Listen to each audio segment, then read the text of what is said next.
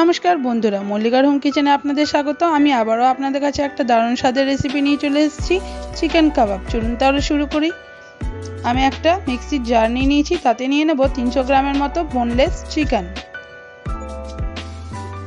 তারপর নিয়ে নেব কয়েকটা রসুন ও কিছু পেঁয়াজ কুচি, তারপর কয়েকটা কাঁচা লঙ্কা ও কিছু আদা কুচি নিয়ে নিলাম। তারপর দিয়ে দেবো 1 চা চামচ ধনে গুঁড়ো, 1 চা চামচ জিরে গুঁড়ো ও 1 চা চামচের 4 ভাগের 1 ভাগ লঙ্কা গুঁড়ো, 1 চা চামচের 4 ভাগের 1 ভাগ গরম মশলা গুঁড়ো। তারপর দিয়ে দেবো 1 চা চামচ নুন ও 1 চা চামচের 4 ভাগের 1 ভাগ হলুদ। তারপর ঢাকা লাগিয়ে উপকরণগুলো ভালো করে পেস্ট করে নেব।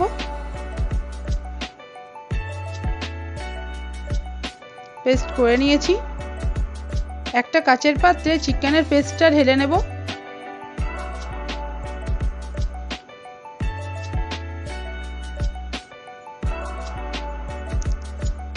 তারপর দিয়ে দেব 2 চা চামচ কর্নফ্লাওয়ার। তারপর চিকেনের পেস্টটা ভালো করে কর্নফ্লাওয়ারের সাথে মেখে নেব। চিকেন কাবাবের জন্য বাঁশ কেটে 8 পিস বাঁশের কাঠি ধুয়ে নিয়ে নিয়েছি।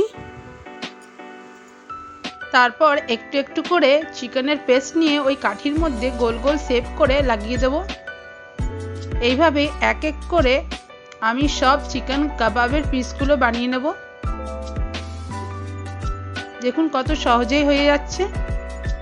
আমি গ্যাসের চুলায় একটা প্যান গরম হতে দিয়ে দিয়েছি।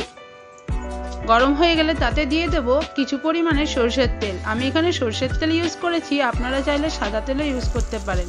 তেলটা গরম হয়ে গেলে তাতে এক এক করে চিকেন কাবাবের পিসগুলো আমি দিয়ে দেব। গ্যাসটা লো ফ্লেমে রেখে ঢাকা দিয়ে চিকেন কাবাবগুলো ফ্রাই হতে দিয়ে দেব, যাতে ভেতরের অংশটা সেদ্ধ হয়ে যায় এবং কাঁচা কাঁচা না লাগে। 5 মিনিট পর ঢাকনা সরিয়ে দেখব চিকেন কাবাবের নিচের অংশটা লাল হয়ে ভাজা হয়ে গেছে। এইভাবেই চিকেন কাবাবের প্রত্যেকটা সাইড লাল করে ভালো করে ভেজে নেব। লক্ষ্য রাখতে হবে যাতে চিকেন কাবাবের কোনো অংশ বাকি না থাকে ভাজতে। এইভাবেই ঢাকা দিয়ে চিকেন কাবাবের প্রত্যেকটা অংশ আমি লাল করে ভেজে নিয়েছি। তারপর একটা প্লেটের ওপর চিকেন কাবাবগুলো এক এক করে সব তুলে নেব এবং গ্যাসটা বন্ধ করে রেখে দেব।